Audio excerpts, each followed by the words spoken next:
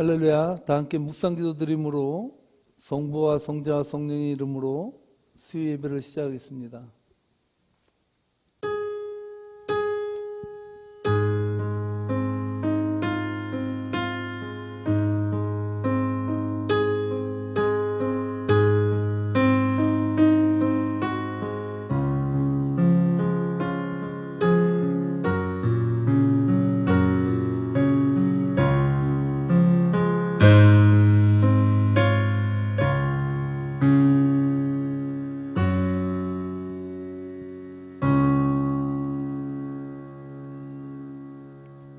너희는 마음에 근심하지 말라. 하나님을 믿으니 또 나를 믿으라. 내 아버지 집에 거할 곳이 많도다. 그렇지 않으면 너희에게 일렀으리라. 내가 너희를 위하여 거처를 예비하러 가노니 가서 너희를 위하여 거처를 예비하면 내가 다시 와서 너희를 내게로 영접하여 나 있는 곳에 너희도 있게 하리라. 예수께서 이르시되 내가 곧 길이요 진리요 생명이니 나로 말미암지 않고는 아버지께로 올 자가 없느니라. 할렐루야. 주님 감사합니다. 우리의 길과 진리와 생명 되신 아버지 하나님, 오늘도 수요 성회를 맞이하여서 우리 세계명교회 권속들 각 처소에서 하나님을 경배합니다. 오늘도 이 예배 가운데 임재해 주시는 하나님, 그 은혜를 따라 저희들에게 깨달음을 주시옵시고 아버지 하나님, 선포되는 말씀마다 하나님의 영광 나타나도록 역사하여 주옵소서. 감사하며 살아계신 예수님 이름 받들어 기도합나이다. 아멘. 다 함께 218장 내 마음과 정성을 다하여서 함께 부르도록 하겠습니다.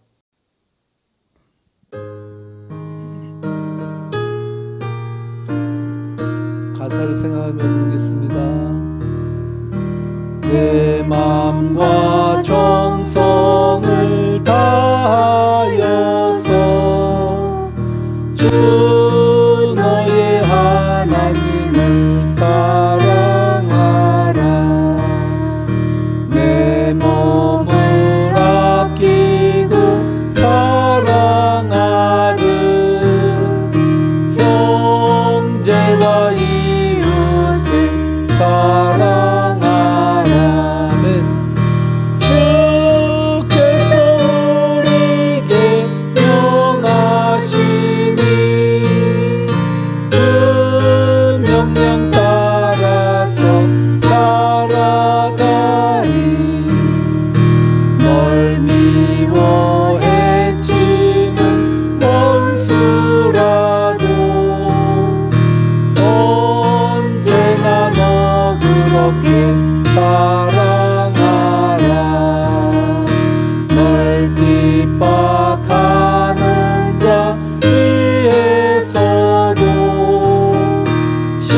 신실한 마음으로 복을 빌라. 주께서 우리에게 명하시니 그 명령 따라서 살아가리. 아멘. 나 항상 주님을 멀리하고 형제를 사랑하지 못하였다. 이러한 죄인을 사랑하사 주께서 몸 버려 죽으셨다. 속죄의 큰 사랑 받은 이모 내 생명 다 바쳐 충성하리.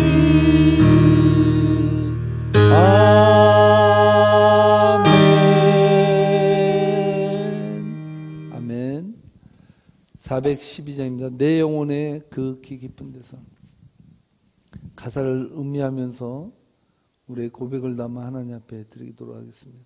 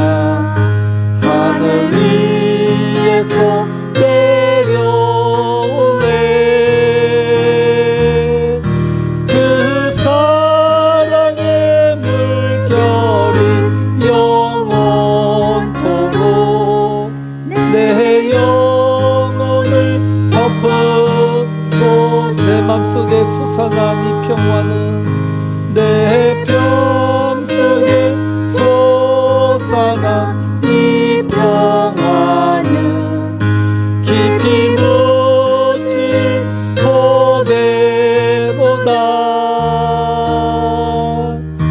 나의 보화를 캐내어 가져갈 자 그 아무도 없으리라.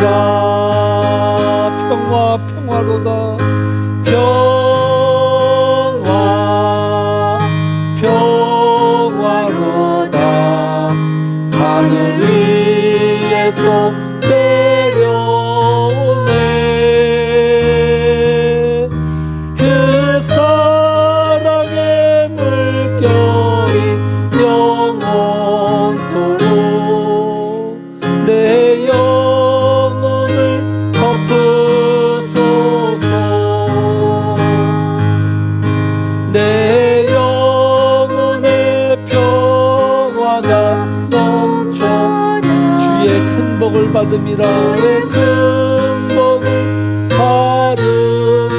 내가 주야로 주님과 함께 있어. 내가 주야로 주님과 함께.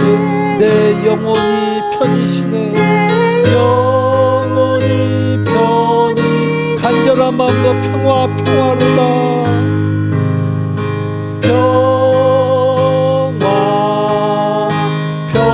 하늘 위에서 내려오네. 하늘 위에서 내려오네. 그 사랑의 물결이 영원토록 내 영혼을 덮어서 이 땅 위에 험한 길 가는 동안 이 땅 위에 험한 길 가는 동안 참된 평화가 어디 있나.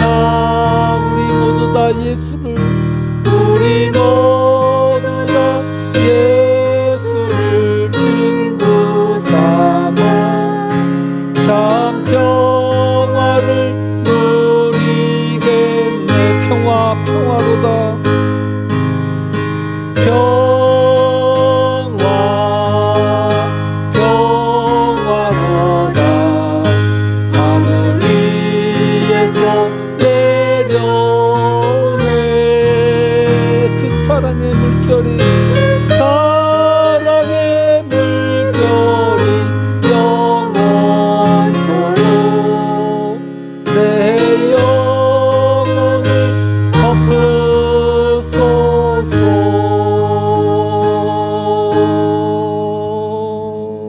덮으소서. 아멘.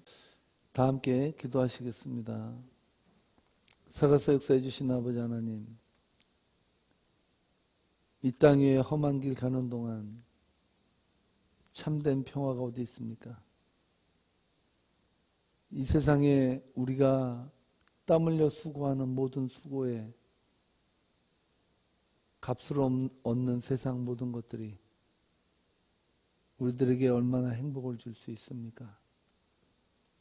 우리의 산소망이 되신 아버지 하나님, 오늘도 수요 성회를 맞이하여 하나님 전에 모인 하나님의 초소에서 하나님을 예배하는 하나님의 거룩한 백성들을 위해 세상이 줄 수 없는 평안을 허락해 주시옵소서.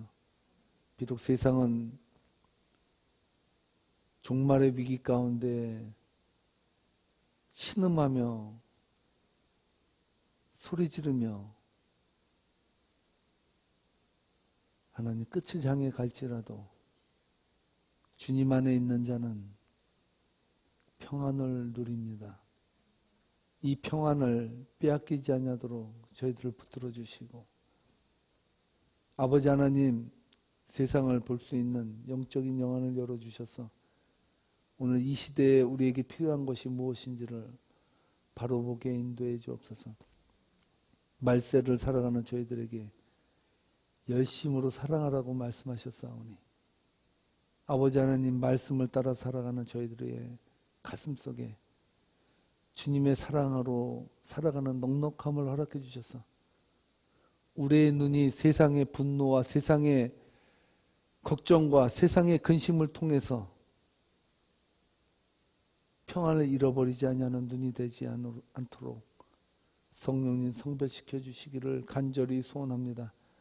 각 초소에서 하나님 앞에 예배드리는 귀한 권속들, 코로나 바이러스 19로 인해서 많은 고통 가운데 있습니다. 이 고통 가운데 우리의 영혼 더욱더 맑아집니다. 하나님을 찾아가는 귀한 영혼들 되게 인도해 주셔서 이 세상에서 살아가는데 우리의 본질적 문제가 무엇인지를 바로 보는 시간 되도록 역사해 주옵소서. 특별히 오늘 황태식 전사님을 통해서 선포되는 하나님의 귀한 말씀을 통해서 영육간에 쉼을 얻고 힘을 얻고 은혜로운 귀한 말씀으로 하나님 성별시켜 주셔서 저희들에게 삶의 이정표가 되는 말씀 되도록 축복해 주옵소서. 감사하며 살아계신 예수님 이름 받들어 기도합나이다. 아멘. 다 함께 하나님 말씀 보겠습니다. 오늘 하나 주신 성경 말씀은 요한일서 3장 11절로 18절 말씀입니다. 요한일서 3장 11절로 18절 말씀. 저랑 돌아가며 교독하도록 하겠습니다. 우리는 서로 사랑할지니 이는 너희가 처음부터 들은 소식이라. 가인같이 하지 말라. 그는 악한 자에게 속하여 그 아우를 죽였으니 어떤 이유로 죽였느냐. 자기의 행위는 악하고 그의 아우의 행위는 의로움이라. 형제들아, 세상이 너희를 미워하여도 이상히 여기지 말라. 우리는 형제를 사랑함으로 사망에서 옮겨 생명으로 들어간 줄을 알거니와 사랑하지 아니하는 자는 사망에 머물러 있느니라. 그 형제를 미워하는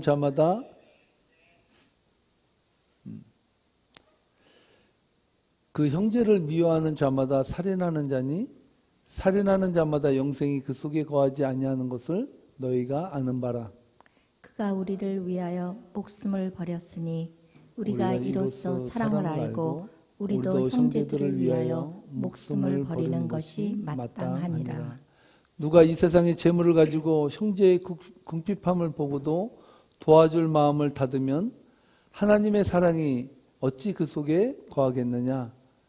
자녀들아, 우리가 말과 혀로만 사랑하지 말고 행함으로 진실함으로 하자. 아멘. 오늘은 황태식 전사님께서 사랑하는 삶이라는 제목으로 하나님 말씀 전해주실 때 많은 은혜 받으시기 바랍니다. 성도 여러분 안녕하시죠? 오랜만에 영상으로나마 인사를 드리게 되어서 반갑습니다. 배금주의, 즉 물질 만능주의의 결혼관을 상징적으로 보여주는 사건이 한 일간지에 다음과 같이 기사화된 적이 있습니다. 30대 변호사인 L씨는 K씨와 중매 결혼을 하면서 L씨 소유의 아파트 2채를 받기로 하고 장인 소유의 아파트에 신혼살림을 차렸다고 합니다. L씨는 이어 처가 쪽에 자신의 빚 7천만 원을 갚아주고 고급 승용차를 사달라고 요구했으나 부인이 이를 거절하자 혼수가 적다는 등의 이유로 폭행을 일삼았다고 합니다. 뿐만 아니라 그는 부인에게 성형수술을 강요했는데 주먹을 휘두르다가 수술 부위를 건드려서 터뜨리기도 했다고 전해집니다. 이에 법원에서는 변호사 L씨에게 징역 1년 6월에 집행유예 3년을 선고했습니다. 실로 안타깝고 가슴 아픈 사건입니다. 저는 이 사건에 관심을 가지고 내막을 살펴보았는데 K씨의 아버지는 딸에게 행복한 가정을 만들어주고 싶어서 결혼 상담소를 통해 변호사 사의를 얻었다고 합니다. 그러나 이 결혼은 법조인 남편을 얻고 싶었던 여자와 돈 많은 아내를 원했던 남자의 이해로 이루어진 만남이었기 때문에 애시당초 행복과는 거리가 먼 출발이었습니다. 이 사건 이후 K씨의 부모는 후회하고 있겠지만 자신들의 빗나간 욕심으로 딸의 몸과 마음은 이미 만신창이가 된 뒤입니다. 물론 이 비극적인 사건의 표면적인 원인은 결혼 당사자들에게 있습니다. 왜냐하면 성인이 된 두 남녀가 스스로 선택한 결혼이었기 때문입니다. 하지만 더 근본적인 원인과 책임은 그 부모들에게 있다고 할 수 있을 것입니다. 세상에 정상적인 부모치고 자식을 사랑하지 않는 부모는 없을 것입니다. 그리고 자식의 행복한 결혼을 바라지 않는 부모는 없을 것입니다. 그러나 진정으로 자식의 행복을 위한 것이 무엇인지를 알지 못한다면 이 사건의 부모들처럼 자식의 삶을 망치는 결과를 낳을 수 있습니다. 그리고 엄밀히 말하면 이것은 사랑이라고 말하기 어렵습니다. 다른 사람의 삶을 파멸시키는 행동은 어떠한 경우에도 사랑이라고 말할 수 없기 때문입니다. 성경에는 이와 대조적인 사건이 소개되고 있습니다. 바로 아브라함과 이삭의 이야기입니다. 어느 날 하나님께서 아브라함에게 말씀하시기를 100세 얻은 아들 이삭을, 정말 눈에 넣어도 아프지 않을 그 귀한 아들 이삭을 번제로 바치라고 명하셨습니다. 번제는 구약시대의 가장 대표적인 제사로서 제물을 조금도 남김없이 불태워서 바치는 제사입니다. 따라서 번제를 드리는 사람은 이 제사를 통해서 하나님을 향한 자신의 전적인 헌신을 보여드리게 됩니다. 아브라함은 바로 아들 이삭을 번제의 제물로 바치라는 하나님의 명을 받은 것입니다. 그러니까 아들 이삭의 살 한 점, 피 한 방울 남기지 않고 모두 불태워 제사로 바쳐야 하는 명을 받은 것이죠. 이건 자식의 삶을 파멸시키는 정도가 아니라 그 생명 자체를 말살해 버리는 행위입니다. 이렇게 말도 안 되는 것처럼 여겨지는 하나님의 말씀에 대한 아브라함의 반응을 창세기 22장 3절부터 6절이 다음과 같이 증거해주고 있습니다. 아브라함이 다음날 아침에 일찍이 일어나서 나귀의 등에 안장을 얹었다. 그는 두 종과 아들 이삭에게도 길을 떠날 준비를 시켰다. 번제에 쓸 장작을 다 쪼개어 가지고서 그는 하나님이 그에게 말씀하신 그곳으로 길을 떠났다. 사흘 만에 아브라함은 고개를 들어서 멀리 그곳을 바라볼 수 있었다. 그는 자기 종들에게 말하였다. 내가 이 아이와 저리로 가서 예배를 드리고 너희에게로 함께 돌아올 터이니 그동안 너희는 나귀와 함께 여기에서 기다리고 있거라. 아브라함은 번제에 쓸 장작을 아들 이삭에게 지우고 자신은 불과 칼을 챙긴 다음에 두 사람은 함께 걸었다. 표준 세번역으로 읽어드렸습니다. 아브라함은 조금도 주저없이 아침 일찍 일어나서 하나님의 명에 따라 움직입니다. 아들 이삭과 2명의 종을 데리고 모리아산으로 갑니다. 여유 있게 번제에 쓸 나뭇가지 미리 쪼개어 가지고 갑니다. 이러한 순종이 어떻게 가능했는지에 대한 암시는 아브라함이 종들에게 건넨 말 속에 담겨 있습니다. 내가 이 아이와 저리로 가서 예배를 드리고 너희에게로 함께 돌아올 터이니 그동안 너희는 나귀와 함께 여기에서 기다리고 있거라. 아브라함은 믿었습니다. 하나님께서 이삭을 죽이지 않으실 것을 믿었습니다. 그리고 설령 이삭이 죽는다 할지라도 하나님께서 그 이삭을 다시 살리실 것을 믿었습니다. 그렇게 아브라함은 자기 아들 이삭이 하나님의 구원 역사에 꼭 필요한 존재이기 때문에 반드시 살 것임을 믿었습니다. 그래서 내가 이 아이와 함께 돌아올 것이라고 말할 수 있었던 겁니다. 이 사실은 우리가 잘 알고 있는 바이지만 여기에는 우리가 미처 생각하지 못한 또 하나의 중요한 진리가 숨겨져 있습니다. 6절에 보면은 창세기 22장 6절에 보면 죄송합니다. 이삭은 자신을 태울 장작을 직접 지고 갔습니다. 따라서 이삭은 나무짐을 질 수 있을 정도의 나이, 적어도 청소년기에 접어들었음을 알 수 있습니다. 반면에 아브라함은 이미 100세를 훌쩍 넘긴 연로한 노인의 나이입니다. 그런데 어떻게 혈기 넘치는 사내 이삭이 그 노인 아브라함의 결박에 순순히 몸을 맡긴 채 가만히 누워 있을 수 있었겠습니까? 이삭은 바보가 아닙니다. 아무리 아버지라지만 칼을 들고 자신을 죽이려고 하는 그 아버지 앞에서 반항하고 도망치는 것이 당연합니다. 만약 그랬다면 노인 아브라함이 이삭을 따라잡는 것은 불가능했을 것입니다. 그러나 이삭은 그렇게 하지 않았습니다.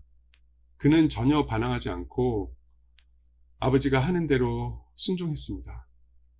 그 이유가 무엇이겠습니까? 그 이유는 바로 이삭이 아버지 아브라함을 믿었기 때문입니다. 이삭은 아버지 아브라함을 믿었습니다. 자신을 사랑하는 아버지가 무모한 살인을 저지를 까닭이 없고 아버지의 그 이해할 수 없는 행동에는 자신이 상상할 수 없는 뭔가 크고 중요한 목적이 있음을 믿었습니다. 그런데 더욱 중요한 것은 이삭이 그렇게까지 아버지를 믿을 수 있었던 이유입니다.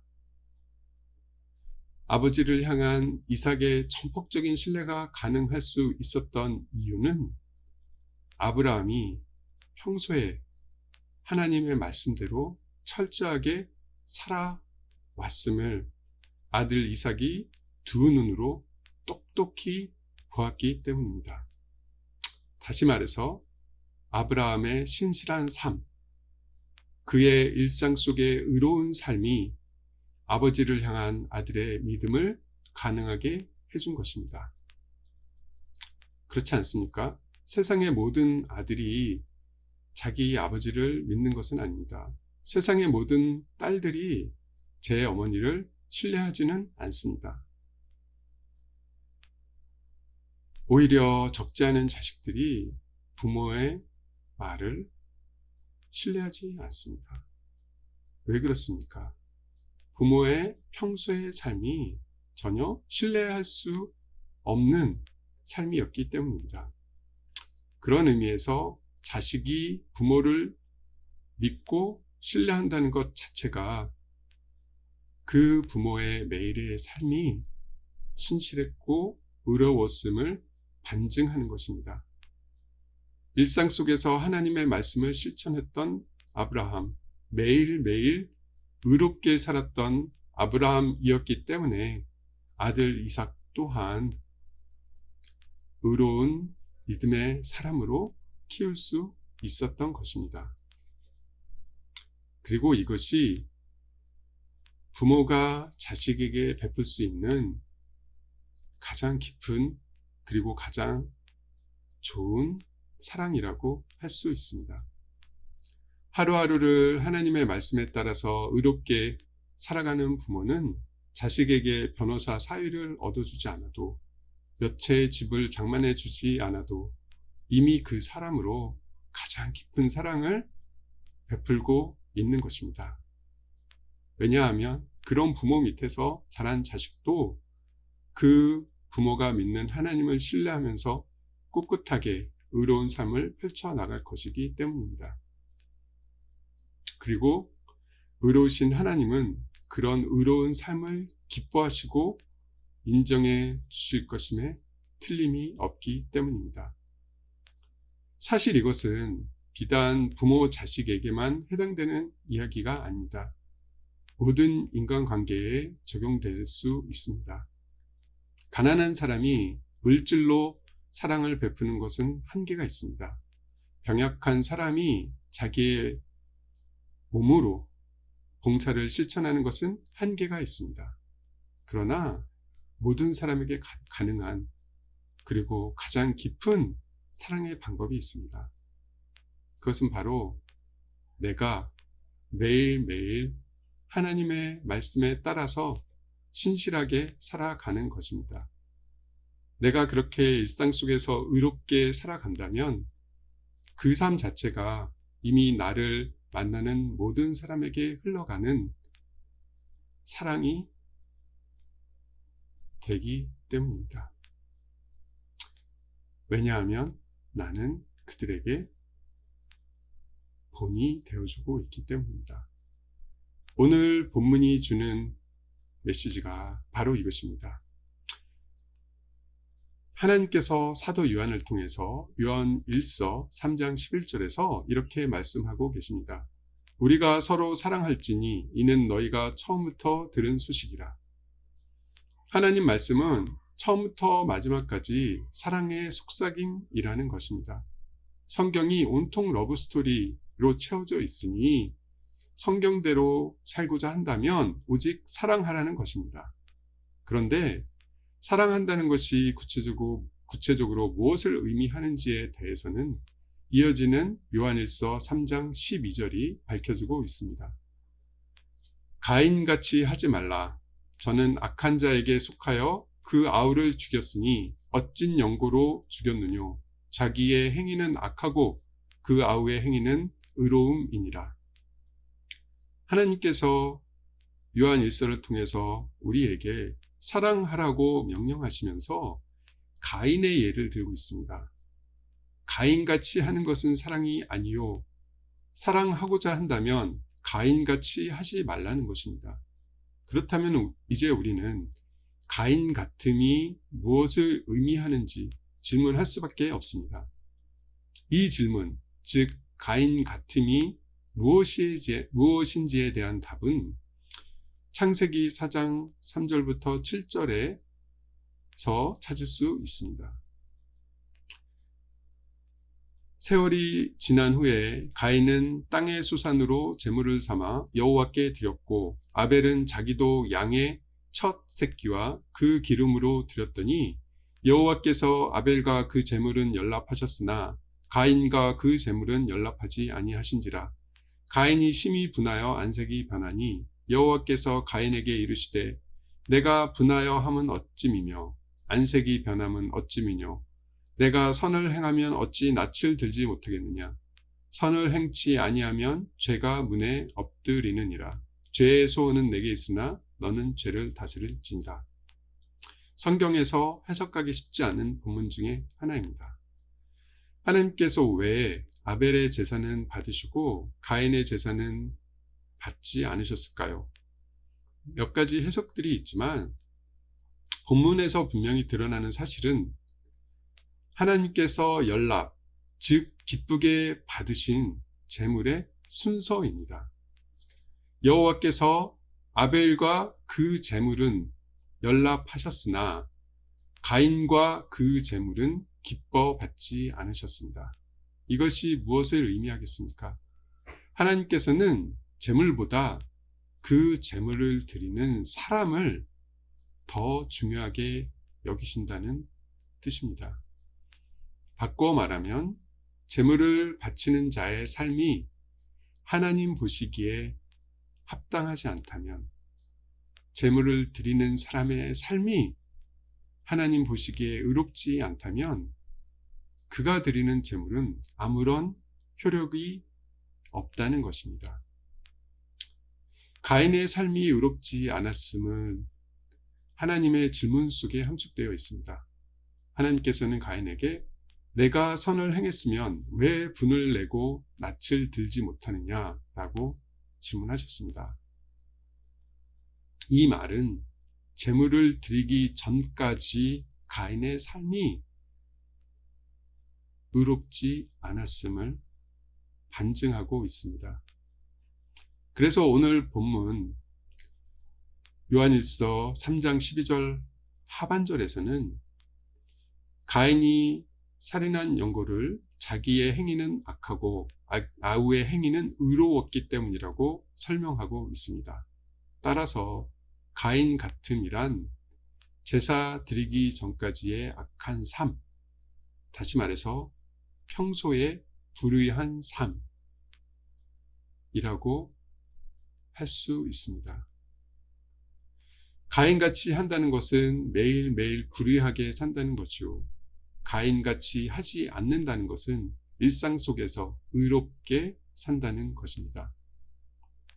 그러므로 우리 각자가 매일 하나님의 말씀에 따라서 의롭게 살아간다면 그 자체로 우리는 사랑을 실천하고 있는 것입니다. 이미 말씀드렸듯이 그렇게 일상 속에서 매일매일 의롭게 사는 삶은 그 자체로 다른 사람들에게 진리의 본이 되어주기 때문입니다. 예수님께서 십자가에서 죽으시기 전날 밤에 제자들을 모아놓고 손수 발을 씻겨주셨습니다. 저녁을 먹다가 자리에서 일어나 겉옷을 벗고 수건을 허리에 두른 후에 대야에 물을 담아 무릎을 꿇고 한 사람 한 사람 발을 씻겨주셨습니다. 당시 유대 사회에서 타인의 발을 씻어주는 행위는 노예 중에서도 가장 비천한 노예들이 하던 일이었습니다. 그럼에도 불구하고 예수님께서는 자존심을 내려놓고 친히 제자들의 발을 씻겨주셨습니다. 그리고 주님께서는 그러한 섬김의 이유를 다음과 같이 요한복음 13장 15절에서 밝혀주셨습니다. 내가 너희에게 행한 것 같이 너희도 행하게 하려 하여 본을 보였노라. 제자들에게 진정한 섬김이 무엇인지 본을 보이기 위해서 제자들의 발을 씻겨주셨다는 것입니다.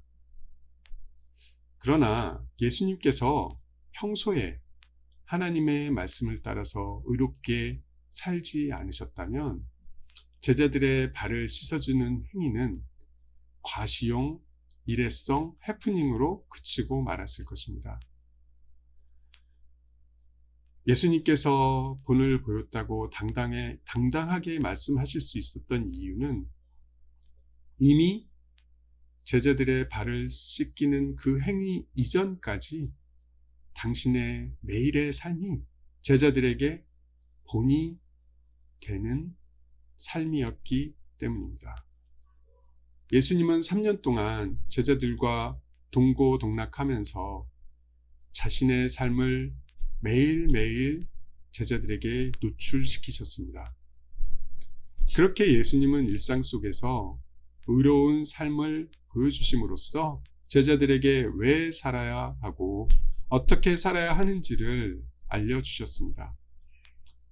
그리고 이것이 주님께서 제자들에게 보여주셨던 가장 깊은 사랑이었습니다.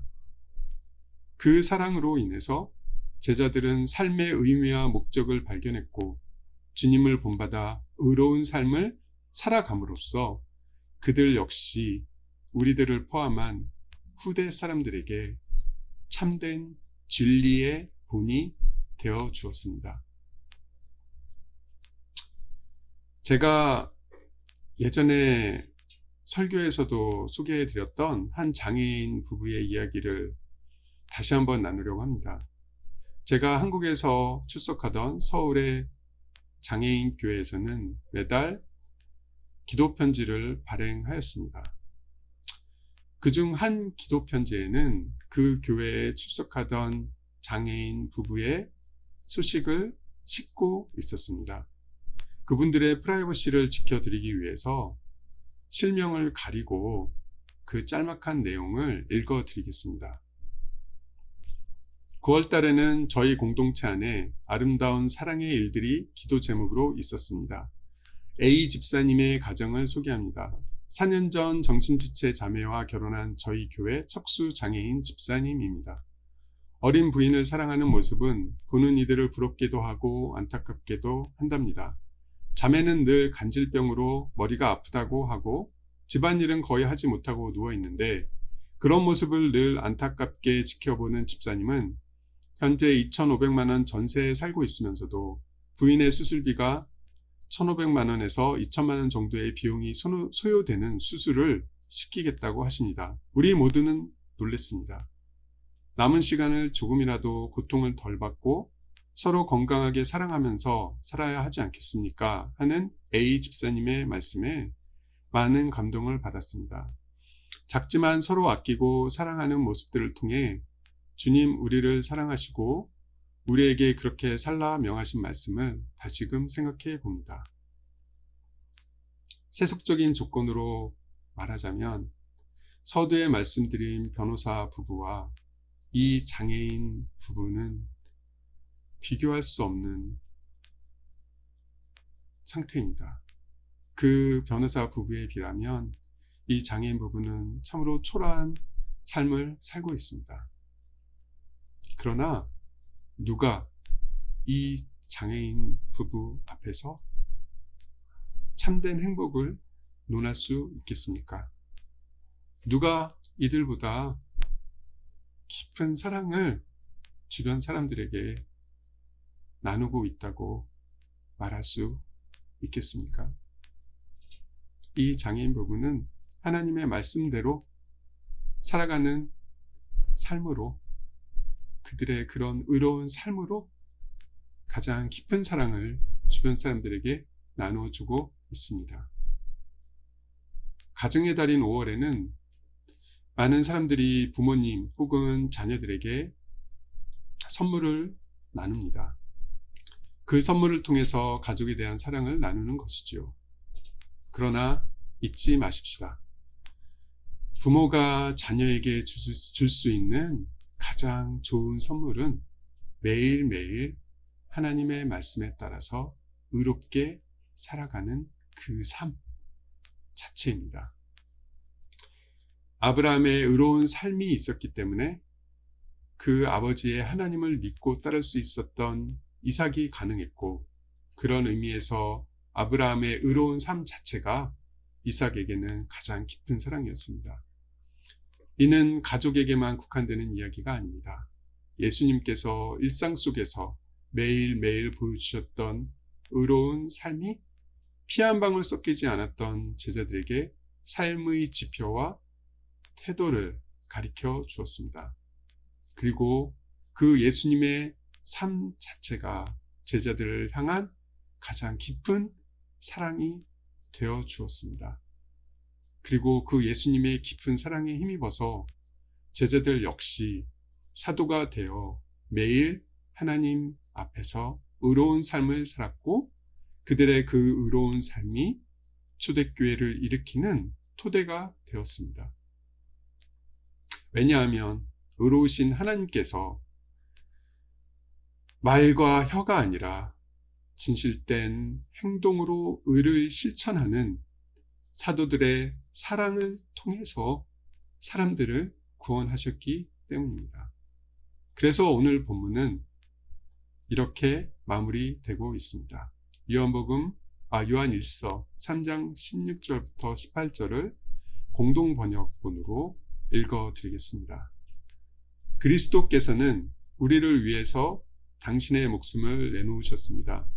이것으로 우리가 사랑이 무엇인지를 알게 되었습니다. 그러므로 우리도 형제들을 위해서 우리의 목숨을 내놓아야 합니다. 누구든지 세상의 재물을 가지고 있으면서 자기의 형제가 궁핍한 것을 보고도 마음의 문을 닫고 그를 동정하지 않는다면 어떻게 그에게 하느님을 사랑하는 마음이 있다고 하겠습니까?